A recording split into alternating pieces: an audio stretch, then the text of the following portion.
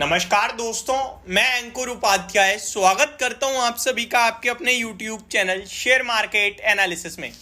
बाजार में बढ़िया हरियाली देखने को मिल रही है। इंडेक्स लेवल पे बहुत मजा आ रहा है, लेकिन स्टॉक्स लेवल पे मजा नहीं आ रहा है। ये हकीकत है बाजार की। देखिए, मार्केट अगर मैं लेवल वाइज बात करूं तो बैंक निफ्टी लाइफ हाई पे ट्रेड कर रहा है और निफ्टी भी ऑलमोस्ट लाइफ हाई पे ही ट्रेड कर रहा है। 100 पॉइंट निफ्टी ऊपर है, बैंक निफ्टी में भी 100 पॉइंट्स की तेजी है, सेंसेक्स 300 पॉइंट ऊपर है, मिड कैप स्मॉल कैप आधे आधे परसेंट ऊपर है। लेकिन इन सबके बाद आप एडवांस डिक्लाइनिंग शेयर्स का रेशो देखिए, 1140 शेयर्स पॉजिटिव हैं और उसके सामने 936 शेयर्स नेगेटिव हैं।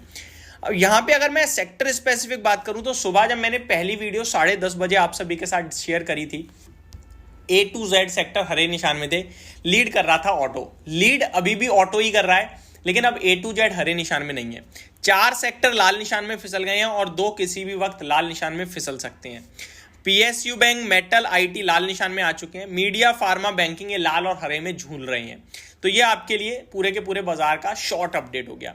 अब मैं स्टॉक स्पेसिफिक बात करूं तो निफ्टी में जो 100 पॉइंट्स की तेजी है, इसमें कंट्रीब्यूटर्स मैं आपके साथ बताना चाहूंगा। कंट्रीब्यूटर्स में रिलायंस है 25 पॉइंट जो कंट्रीब्यूट कर रहा है, MNM है जो 25 पॉइंट कंट्रीब्यूट कर रहा है, यानी 50 पॉइंट कंट्रीब्यूशन निफ्टी के 50 में से 2 शेयर कर रहे हैं। निफ्टी टोटल कितना ऊपर है, 97 to 100 पॉइंट्स, यानी कि 2 शेयर यही अकेले हैं जो भाग रहे हैं। अब ये किसी की पोर्टफोलियो में नहीं है तो उसका बेचारे का क्या फायदा निफ्टी के 100 पॉइंट्स की तेजी में। ICICI और टाटा मोटर मारुति ये टॉप गेनर है।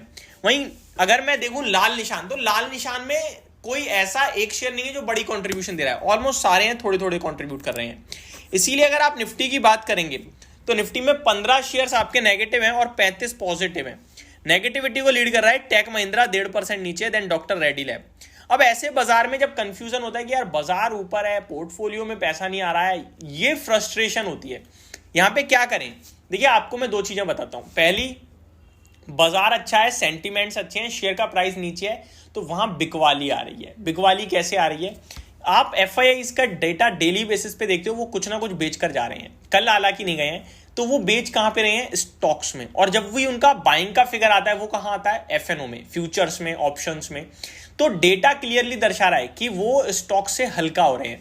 और अभी तक का रिजल्ट सीजन जो मैंने आपके साथ डिस्कस करा है, मेरे को केवल 2 चीजें दिखी हैं, एक बैंकिंग फाइनेंशियल और दूसरी तरफ आपका stock market service providers.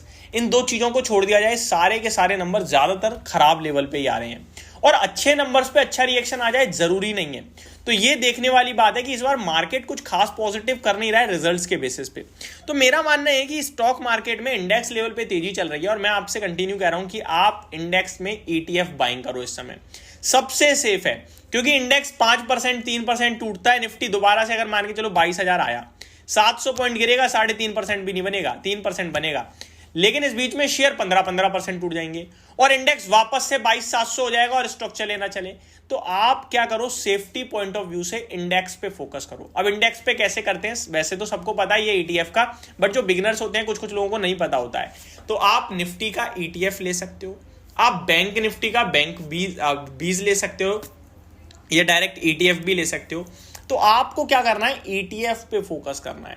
Direct selective stocks में मत जाइए, ETF पे जाइए। ये 2 चीजें प्रोवाइड करेगा, पहला वॉलेटिलिटी को काबू में कर देगा और दूसरा सेफ्टी देगा। अगर बाजार टूटा तो स्टॉक बहुत सस्ते हो जाएंगे, फिर आप अपने पैसे को स्विच कर सकते हो। ठीक है, यहां से लॉस बुक करके वहां पे ले लिया, अब वो सस्ते दाम पे मिल गया आपको। अब जब बाजार वापस चलेगा तो बाजार से ज्यादा वो चलेगा। तो ये चीज कर सकते हो आप, पहली बात। और दूसरी बात, आपको इतना जरूर पता होगा कि भैया स्टॉक है, ऊपर आए ना आए, लेकिन मार्केट अगले 2 महीने में मेरे को लाइफ हाई दिखा देगा।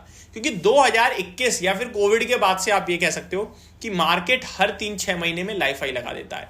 अभी भी आप देखो, इजराइल ईरान हुआ, FIIs की selling I, financial year and हुआ, सब कुछ हो गया, लेकिन बाजार ने क्या किया, 1 महीने के अंदर आपके लिए लाइफ हाई हिट कर दिया। और 2024 में अभी तक का यही केस रहा है कि stock specific action negative side पे जा रहा है और मार्केट स्पेसिफिक ऊपर ही जा रही है। आपको इस समय जो बाजार में आगे पीछे होकर चलते हुए दिख रहे हैं, उनमें पहला है स्टॉक मार्केट प्रोवाइडर्स। ये कौन से हैं, स्टॉक मार्केट सर्विस प्रोवाइडर्स में आपका वही आते हैं, ब्रोकर आ गया, एक्सचेंज आ गया, डेपोजिटरी आ गया, म्यूचुअल फंड एजेंसीज आ गई, म्यूचुअल फंड की जो आपकी मोनोपोली कंपनियां वो आ गई।